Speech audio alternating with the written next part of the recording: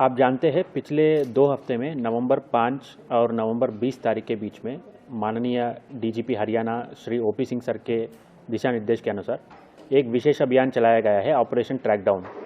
इस ऑपरेशन में सारे फील्ड यूनिट्स को ये डायरेक्शन दिए गए थे कि जो कुख्यात अपराधी है, जो जघन्य अपराधियों में शामिल है, उसका गिरफ्तारी ज़्यादा से ज़्यादा करे, फोकस उस पर करे जिसका लंबा आपराधिक इतिहास रहा हुआ है, उसका असला जब्त करे, प्रॉपर्टी अटैच करवाए जो प्रोसीड्स ऑफ क्राइम है, और जो बेल पे बाहर आके लगातार क्राइम कर रहा है उसका बेल कैंसिल करके उसको दोबारा सलाखों के पीछे भेजा जाए। तो इस प्रयास में रोहतक जिले में रोहतक एसपी श्री सुरेंद्र सिंह बोरिया सर के नेतृत्व में हमारा सारा एसएचओस और क्राइम यूनिट इंचार्जेस जो है, इनको स्पेसिफिक टारगेट्स दिए गए थे।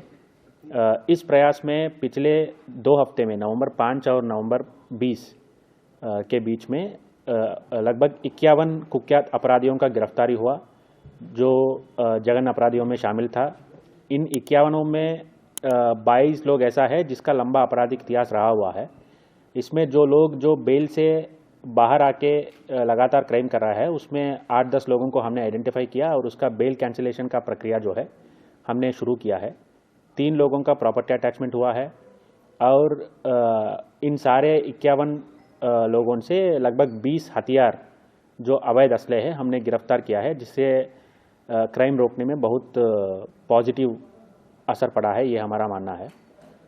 ये जब्ती और गिरफ्तारी सुनिश्चित करने के लिए सारे फील्ड यूनिट्स जो है उसको हमने पूरा ऑपरेशनल फ्रीडम पहले भी था, और इस ऑपरेशन ट्रैकडाउन के अंदर काफ़ी सीनियर लेवल से भी अच्छे से ब्रीफिंग हुआ है कि पूरा ऑपरेशनल फ्रीडम उनको है। और इस प्रयास के दौरान हमारा अलग अलग क्राइम यूनिट्स जो है CIA 1 CIA 2 के साथ अपराधियों के साथ मुठभेड़ करना पड़ा 2 बार। कल रात भी एक मुठभेड़ हुआ था जिसमें जो अपनी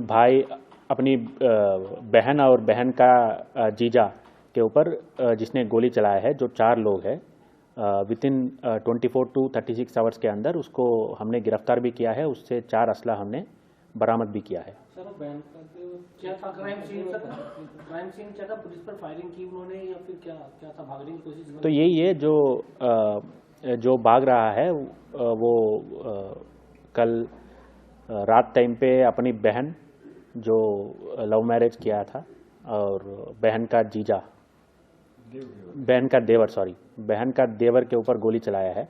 तो इसमें बहन मर गई है और ये भागा हुआ है। इनका प्लान ये था कि कुछ और 2 लोग इनका माइंड में है जिसका मर्डर ये करना था, लेकिन मौका के लिए तलाश में थे। ये इन्फॉर्मेशन हमारा CIA 2 टीम के पास था, जिसका नेतृत्व कर रहे सतीश जी, जो मेरे साथ बैठा है।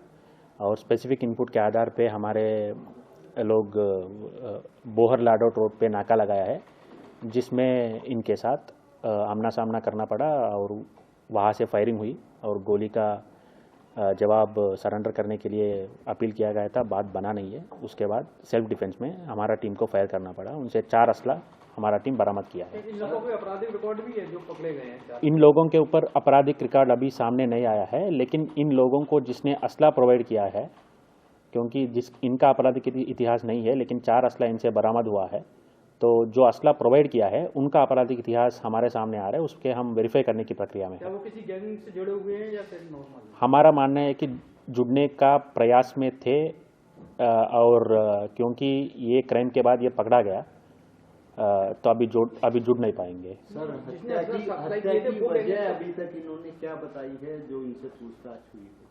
अभी पूछताछ ठीक से हो ही नहीं पाया, क्योंकि जब मुठभेड़ होने के बाद उनका अभी इलाज चल रहा है। लेकिन प्रिलिमिनरी यही है कि वो इस बात पे दुखी थे कि उनका बहन किसी और से गांव में शादी किया है, और लेकिन शादी तो कुछ पहले ही हुआ था, लेकिन ऑफेंस अभी हुआ है। उसका भी उस डिले क्या है, असला कहाँ से बरामद हुआ है, क्या इनका आगे का प्लान था, जिसने असला प्रोवाइड किया है उसका क्या प्लान है, वो सारे तफ्तीश का विषय है। लगभग 8-10 राउंड उनकी तरफ से फायर हुआ है, हमारी तरफ से भी लगभग उतना ही है। उनको 4-5 गोलियां लगी है। सबको हिप के नीचे ही फायरिंग हुआ है।